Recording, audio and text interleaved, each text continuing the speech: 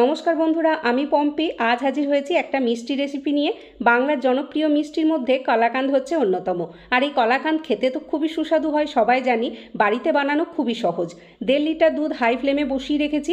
একটা বাটির মধ্যে নিচ্ছি বড় চামচের 2 চামচ ভিনিগার, বড় চামচের 2 চামচ জল। এটাকে ভালো করে মিশিয়ে নিতে হবে। দুধটা দেখো ততক্ষণে ফুটে গেছে।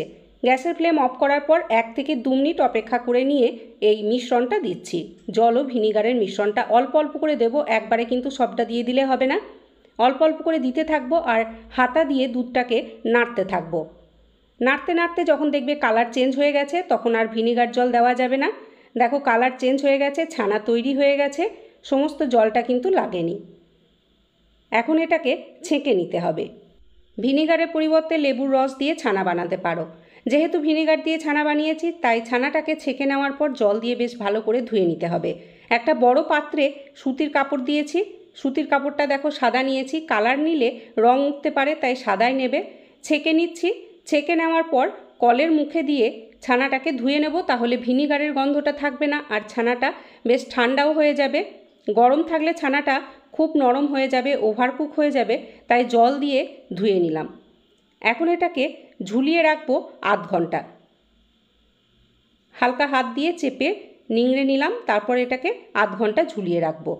এদিকে দেখো 500 ml দুধ আমি ফুটিয়ে নিচ্ছি। এটাকে বেশ ঘন করে নিতে হবে। তোমরা এর মধ্যে দিতে পারো গুঁড়ো দুধ। আমি অবশ্য গুঁড়ো দুধ দিইনি। গুঁড়ো দুধ দিলে এটা তাড়াতাড়ি ঘন হয়ে যাবে আর খেতেও টেস্টি হবে। দুধটাকে ঘন করে নেব, সেই সাথে দিচ্ছি চিনি। 50 গ্রাম মতো চিনি দিলাম। চিনিটা কম বা বেশি করে নিতে পারো। 2টো এলাচ বেশ ভালোভাবে থেতলে নিয়ে সেটাকেও দিয়ে দিলাম। এখন এটাকে নাড়াচাড়া করে ঘন করে নিতে হবে। দুধটা ঘন হতে হতে আমি ছানাটাকে হাত দিয়ে মুথে নিচ্ছি। হাতের তালু দিয়ে হালকা হাতে এটাকে মুথে নিতে হবে, খুব মিহি করার দরকার নেই। অন্যান্য মিষ্টির ক্ষেত্রে, রসগোল্লা বা অন্যান্য মিষ্টির ক্ষেত্রে যতটা মিহি করি অতটা মিহি করার দরকার নেই। দেখো ছানা আমার রেডি হয়ে গেছে। এদিকে দুধটা দেখো কতটা ঘন হয়ে গেছে, একদম ঘন ক্ষীরের মতো হয়ে গেছে।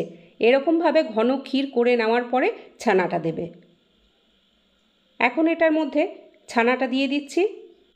এই কলাকাঁদ মিষ্টি খেতে কতটা সুস্বাদু আমরা প্রত্যেকেই জানি, আর বাড়িতে বানানো খুবই সহজ। আর বাড়িতে বানালে দোকানের থেকেও খেতে টেস্টি হয়। আর সবথেকে বড় কথা হলো দোকানের থেকে খরচটাও অনেক কম পড়ে। দেখো ছানা আর দুধটাকে, মানে ঘন করে রাখা দুধটাকে আমি মিশিয়ে নিচ্ছি। গ্যাসের ফ্লেম একদম কম রেখেছি।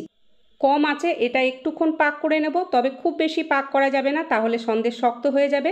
দেখো খুন্তি থেকে কেটে কেটে পড়ছে, তার মানে বুঝবে এটা পাক হয়ে গেছে। গ্যাসের ফ্লেম অফ করে দিচ্ছি এবার। এটা বানাতে এমন কিছু সময় লাগে না, শুধুমাত্র দুধটাকে ঘন করতে যেটুকু সময় লাগে। এখন দেখো একটা পাত্র নিয়েছি, তাতে সামান্য কয়েক ফোঁটা সাদা তেল দিলাম। সাদা তেলটা ব্রাশ নিয়ে ভালোভাবে পাত্রের গায়ে লাগিয়ে নিচ্ছি। কয়েক টুকরো পেস্তা নিয়েছি, পেস্তাটা পাত্রের মধ্যে দিয়ে দিলাম। পেস্তার ওপরে এই মিশ্রণটা দিয়ে দিতে হবে।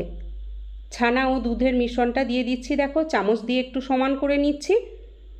সমান করে নেওয়ার পর এটাকে ঠান্ডা হতে দেবো ফ্রিজের মধ্যে 2 থেকে 3 ঘন্টা। ঢাকনা লাগিয়ে নিলাম। এখন ফ্রিজের মধ্যে 2 থেকে 3 ঘন্টা ঠান্ডা করে নেওয়ার পর তোমাদেরকে দেখাচ্ছি। দেখো এটা একদম ঠিকঠাক সেট হয়ে গেছে। একটা প্লেট পাত্রের ওপর দিয়ে এভাবে পাত্রটাকে উল্টে নিলাম। দেখো পাত্রটা সরিয়ে নিলাম। তৈরি হয়ে গেল দারুণ সুস্বাদু বাংলার জনপ্রিয় কালাকাঁদ মিষ্টি। এখন এটাকে আমি পিস করে নিচ্ছি। এখন এটাকে ডিশের মধ্যে সাজিয়ে বাড়িতে অতিথি আপ্যায়নও করতে পারো। আজকের রেসিপি ভালো লাগলে প্লিজ একটা লাইক করে দিও, কমেন্টও শেয়ার করতে ভুলো না যেন।